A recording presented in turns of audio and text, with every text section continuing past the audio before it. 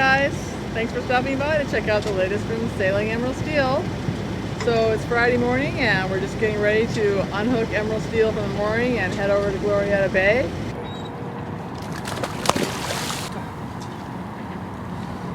So we dropped the mooring and now we are off to Anchorage. Many of our viewers have expressed to us that they would like us to make a video on how we made our lifestyle possible. So in this video, we will point out why it's almost impossible to live today the way we did when we started cruising over 30 years ago, and a few of the things that have changed for cruisers over time. After you lived for many years on an anchor, it feels actually very funny to be tied to a buoy, but today in the modern days, that's where the sailors progress, because it's getting to be less and less possible to find anchorages where a man just can come, drop the anchor, kick back and relax. As you can tell, we are powering, but there's not much else we can do. It's early in the morning, usually wind is very light. But anyway, it's very close to the anchorage, so it's really not worth it to wait for the winds to pick up, because there will be very short sail anyway. Susan preparing the anchor, so she is ready to deploy.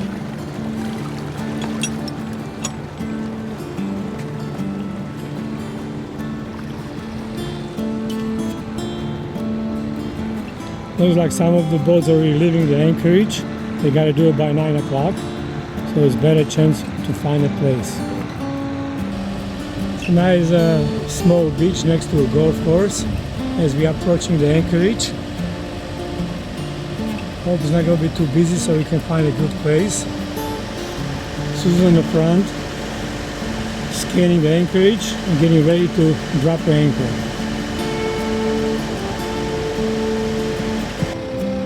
There is pretty many boats on this end. We don't like to anchor too close if we don't have to. So we will go to other end, have a more room for ourselves. So here, anchorage kind of opened up, nice and clear, right next to a golf course.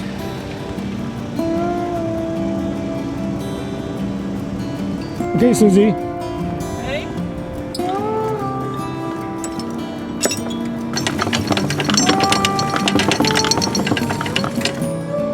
And after attaching a snap line, now she release her to take it off the slab. It takes about 20 feet of chain to pull it out, so that all the pressure is on the snap line instead of on the windlass. Alright, so here we anchored close to the beach. The anchor boats out there. We are totally by ourselves, so give us some privacy. The hotel there behind. So here we are anchoring in Glorietta Bay, Southern California. It's the middle of the December, and the wind just picked up a little bit. It's about 12-13 knots. It's kind of cool, actually colder, because it's blowing from a northwest. But it's still a beautiful sunny day, so we cannot complain much. So as Susan says, we will share with you how it used to be, a difference for cruisers who live on a boat and cruise on and off versus today. Now, I will tell you right from the very beginning, for those who are financially very secure and can go to marina, it doesn't really much apply, but even there are some difficulties which I will try to explain. So when we launched the boat, laws and regulations were totally different than they are today. One very big difference was that you could anchor pretty much any place you want, as long as you was out of a channel. Nobody harassed you, nobody bothered you, so you were pretty much on your own. The second thing was there was not all those regulations and you could not work on your boat. That means when people want to beach her on the beach and do a job on her, put a bottom paint job or whatever, pretty much nobody was bothering them. Today is unthinkable because not only you will get a ticket, but you can also get a big fine. Now, I'm not saying that's a bad law, because actually it's really good to keep the environment clean, but I just try to explain to you why today would be very hard to try to repeat what we've done it. So anchorage is very, very much a problem.